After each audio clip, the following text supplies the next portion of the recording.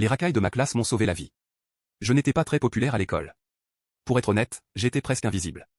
Alors, pour avoir l'impression d'exister, pour que les filles me remarquent un peu, j'ai commencé à traîner avec le groupe de garçons les plus populaires du lycée. Ceux qui faisaient rire tout le monde, qui avaient toutes les filles autour d'eux. Ils m'acceptaient, mais pas vraiment. J'étais surtout utile.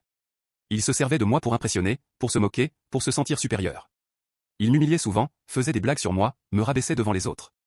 Je riais avec eux, même quand ça me faisait mal. Je préférais ça au silence. À côté, il y avait l'autre groupe. Ceux que tout le monde appelait les racailles. Ils traînaient toujours ensemble, à l'écart. Habillés en noir, regard dur, jamais un sourire. Personne ne les embêtait, et eux ne cherchaient personne. Le groupe populaire les détestait, les appelait des cassos, des déchets. Moi, bizarrement, je les aimais bien.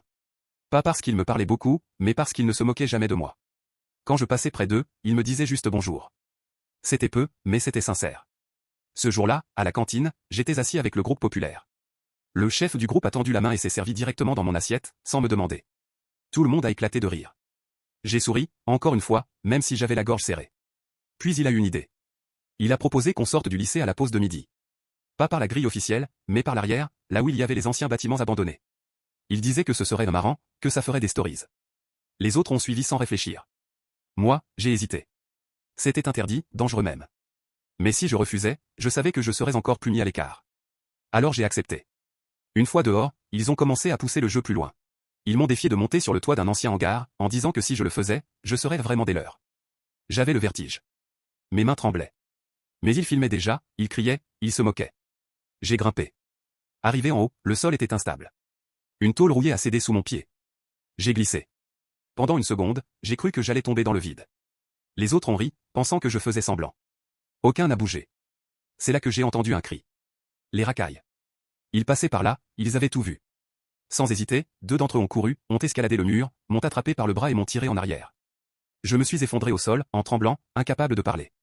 Les populaires avaient arrêté de rire. L'un des racailles s'est levé et leur a crié dessus. Il leur a dit que j'aurais pu mourir, qu'ils étaient complètement inconscients.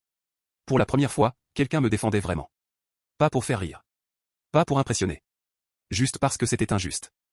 Les profs sont arrivés peu après. Tout le monde a été sanctionné. Les racailles aussi, même s'ils m'avaient sauvé. Mais aucun d'eux ne s'est plaint. Après ça, plus rien n'a été pareil. Le groupe populaire ne m'a plus jamais reparlé. Et franchement, ça ne m'a pas manqué. Les racailles, elles, ont continué à me dire bonjour. Parfois, je m'asseyais avec eux. On ne parlait pas beaucoup, mais je me sentais enfin à ma place. Ce jour-là, j'ai compris une chose. Les gens les plus respectés ne sont pas toujours ceux qui rient le plus fort.